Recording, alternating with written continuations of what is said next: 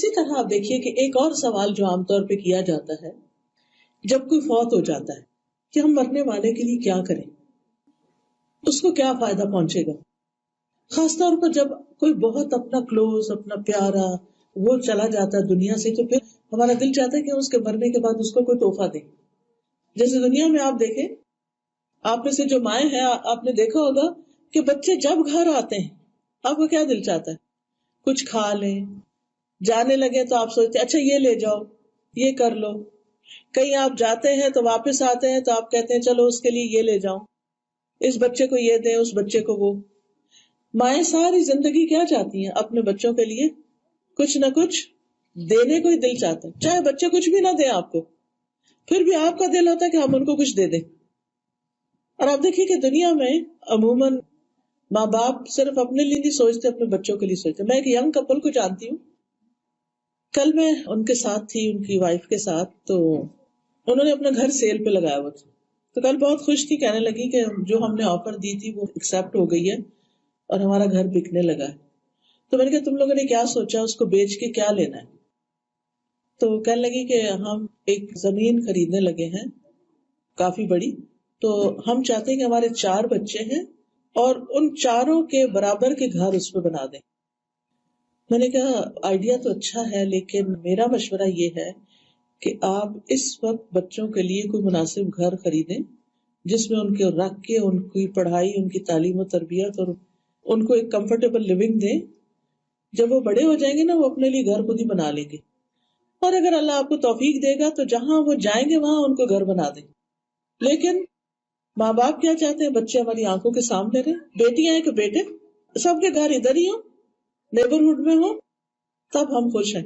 لیکن بچے کیا چاہتے ہیں، ہم ذرا بڑے ہوں، ماں باپ ہمیں آزاد چھوڑ دیں، ہمیں اپنے پاس نہ رکھیں.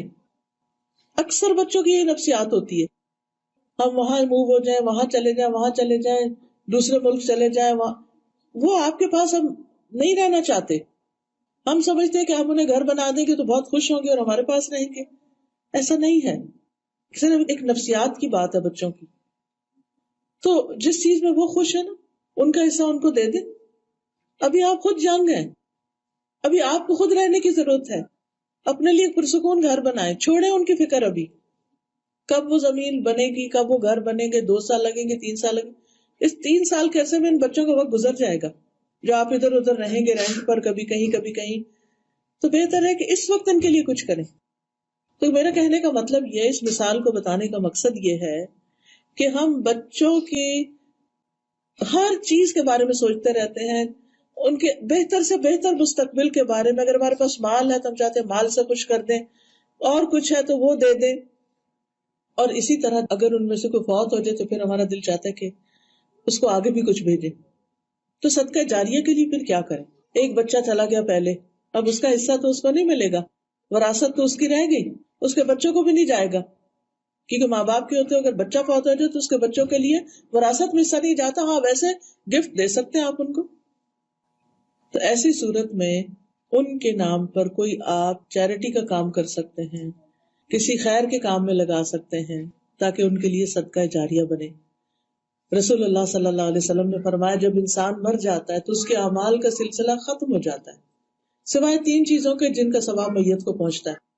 ایسا علم جس سے فائدہ اٹھایا جائے، نیک اولاد جو میت کے لیے دعا کرے، اور صدقہ جاریہ. یعنی زندگی میں آپ نے کوئی ایسی جگہ پیسہ لگایا کہ جہاں کوئی نیک کام ہو رہا ہے تو وہ جب تک نیک کام ہوتا رہے گا آپ کا ثواب لکھا جاتا رہے گا. اور دوسرے، مرنے کے بعد کسی کے نام پر کہیں کوئی مسجد بنوا دینا یا اور صدقہ جاریہ کا کام کرنا. تو یہ چیزیں جو ہیں یہ انسان کی آخرت کے لیے فائدہ دیتی. اور پھر دعا، میت کو سب سے زیادہ جو چیز فائدہ دیتی ہے وہ دعا ہے. رسول اللہ صلی اللہ علیہ وسلم نے فرمایا مومن کے مرنے کے بعد بھی جن اعمال اور نیکیوں کا ثواب اسے ملتا ہے ان میں سے چند یہ. نمبر 1، وہ علم جو اس نے لوگوں کو سکھایا. آپ اپنے بچوں کو اگر کچھ بھی سکھاتے ہیں، پڑھاتے ہیں دین دنیا کا، تو یہ آپ کے لیے صدقہ جاریہ ہے. اور علم کو پھیلایا، زیادہ سے زیادہ لوگوں کو بتایا. مثلا آج کی یہ مجلس ہے، جس نے اس کا اہتمام کیا، جس نے کال کی، فون کیا، لے کر آئے، رائڈ دی، بتایا، تیار کیا، سارا انتظام کیا. اب جتنے لوگوں نے جو جو کچھ سنا اور جو اس پر عمل کیا اس کا ثواب اس کو ملے گا. آپ اپنے گھروں میں کوئی بھی علم کی مجلس کرتے ہیں, آپ کے نیبرہڈ سے لوگ جمع ہوتے ہیں, وہ سیکھتے ہیں, چلے جاتے ہیں, یہ آپ کے لیے صدقہ جاریہ بن جاتا ہے. جب تک وہ اس پہ عمل کریں گے وہ آپ کو بھی فائدہ پہنچے گا. نیک اولاد جو کوئی چھوڑ جائے, جب تک بچے نیک رہیں گے ثواب ملتا رہے گا. مصحف یعنی قرآن جو اس نے میراث میں چھوڑا, یعنی وہ قرآن جس پہ وہ پڑھتا تھا پھر اس کے بعد اس کو اور پڑھنے لگ گیا اس کو, یا کوئی مسجد جو اس نے بنائی, چاہے ساری بنائے چاہے مسجد کا ایک حصہ, یا مسافر خانہ بنایا. پہلے زمانے میں مسافروں کے لیے فری رہائش ہوتی تھی, اب تو بڑے بڑے ہوٹلز بن گئے ہیں.